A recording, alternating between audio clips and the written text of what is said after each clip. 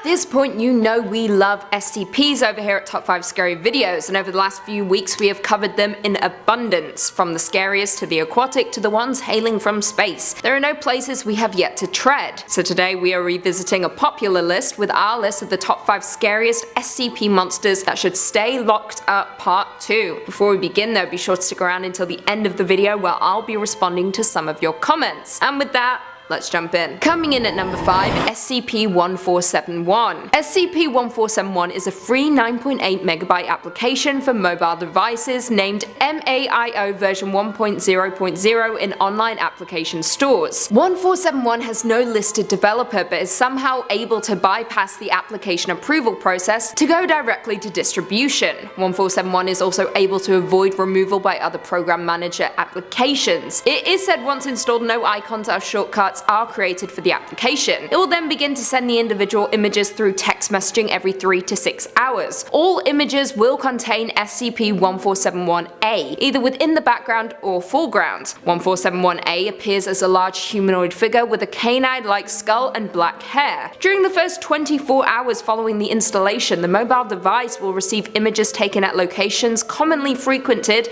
by the individual. After 48 hours, it will then receive images taken at the locations they were recently at. And after 72 hours, they will then receive images of the individual in real time, with SCP-1471-A appearing within close proximity to the individual. All devices that have 1471 installed are to be confiscated and analysed for any potential leads to other possibly affected devices. Afterwards, affected devices are to have their batteries removed or be assigned a designation and be placed in Storage Unit 91 at Research Site 45. Coming in at number 4, SCP-3199. 3199 is a sentient humanoid species of currently unknown biological origin, though some tissue samples suggest traces of domestic chicken and chimpanzee DNA. Instances of 3199 are hairless, stained with a thin layer of albumin, and stand at an average of 2.9 meters. The necks of SCP-3199 appear dislocated and are capable of twisting approximately 340 degrees, presumably due to the nature of SCP-3199's reproductive cycle. They are reported to be opportunistic hunters engaging with live subjects, and upon human or animal contact they will proceed to liquefy the internal organs and bone structure of said victim. The cadaver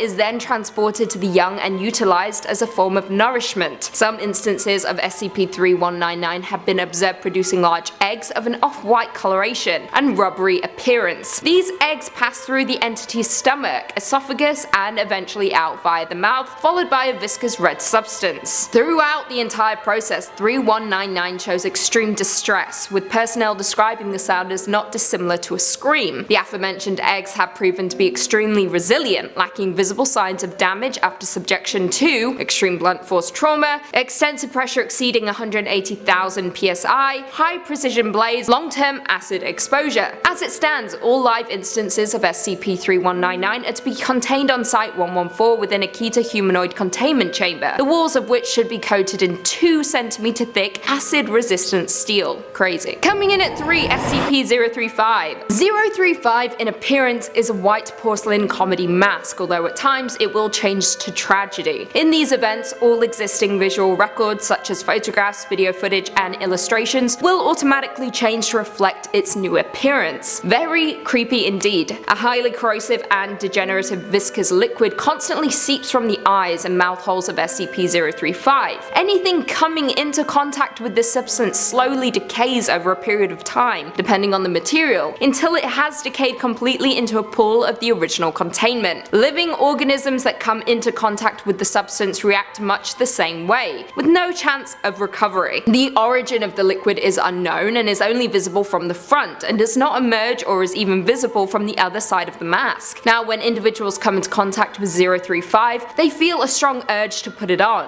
When it is placed on their face, an alternate brainwave pattern from 035 overlaps that of the original host, effectively snuffing it out and causing brain death to the subject. The bodies of the possessed will then decay at a highly accelerated rate, eventually becoming little more than mummified corpses. Yikes. sucks to be you. Coming in at 2, SCP-1861. 1861 is an anomalous meteorological phenomenon characterized by heavy precipitation and fog composed of salt water, human blood, and human cerebral spinal fluid. Its manifestations are unpredictable, appearing spontaneously and with no regard to an affected area's natural climate and weather patterns. These manifestations can typically occur once every 3 to 6 months and have been recorded occurring in numerous regions across the world. Historical records have shown that SCP-1861 varies from instance to instance, with the largest recorded affected area measuring 5 kilometers squared. Aside from its manifestation, composition, and apparent connection to SCP-1861-A, SCP-1861 displays no additional extranormal properties. Now, SCP-1861-A is a single underwater marine vessel that closely resembles B-class boats used by the British Royal Navy in World War I. During each manifestation, SCP-1861-A will attempt to surface in a body of water that is large enough to contain its full mass. Both natural and man-made bodies of water have hosted manifestations of SCP-1861-A. Now, 1861-B are humanoid entities that emerge from A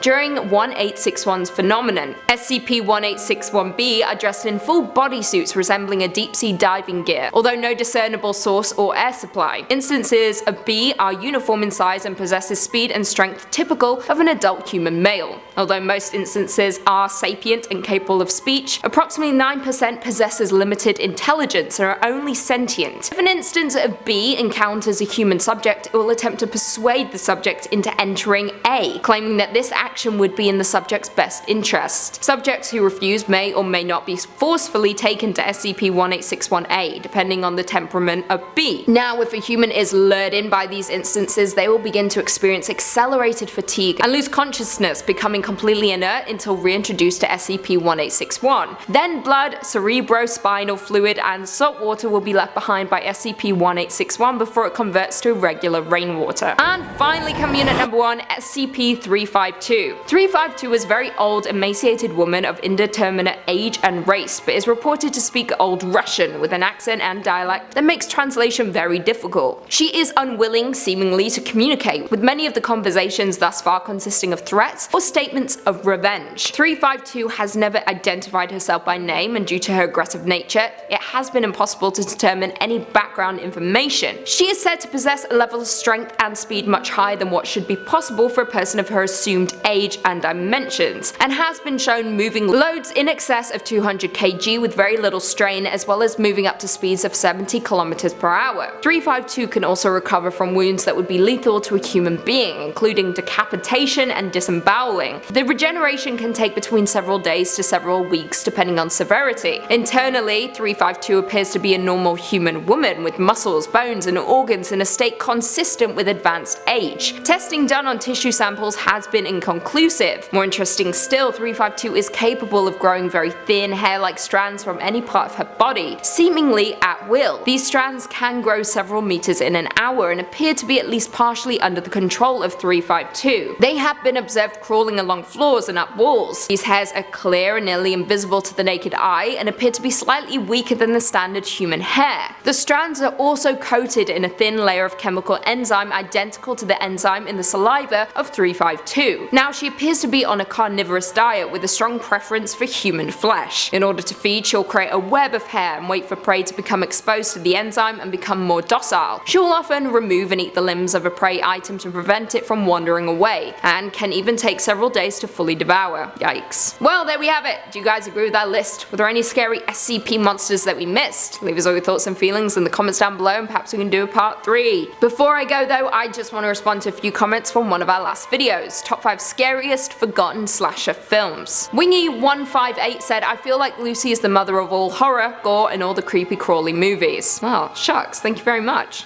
That's a huge compliment. And it's true. Toots Magoot said, I feel like I'm always looking up Lucy's nose. That's cause you are. It's cause I stand like this, and I'm sorry. It's not my fault I've got an upturned nose. Look into it. It's dark and scary like my soul. Lee Resch says, I love Lucy. There, I said it. Jack is wonderful too, but Lucy reminds me of a grown version of the childlike empress from The Neverending Story. Word. Wow. That's maybe the very best compliment I've ever received. This is my kingdom now. Mr. Sneaky SLDWC said, lovely Lucy of the Darkness, the greatest thing on YouTube. YouTube. Wow. It's not true, but thanks. And on that note, if you haven't already, be sure to give this video a big thumbs up, subscribe, and turn on notifications so you never miss another scary vid. And until next time, see you later. Got food in my mouth. Gave it up when someone called me fat. It was my morning breakfast and it was healthy. It's like, give the person who failed math the numbers. See, I've got dyslexia. I can't even speak. Got dyslexia. I can't read the numbers. Then blood, cerebro, sprite.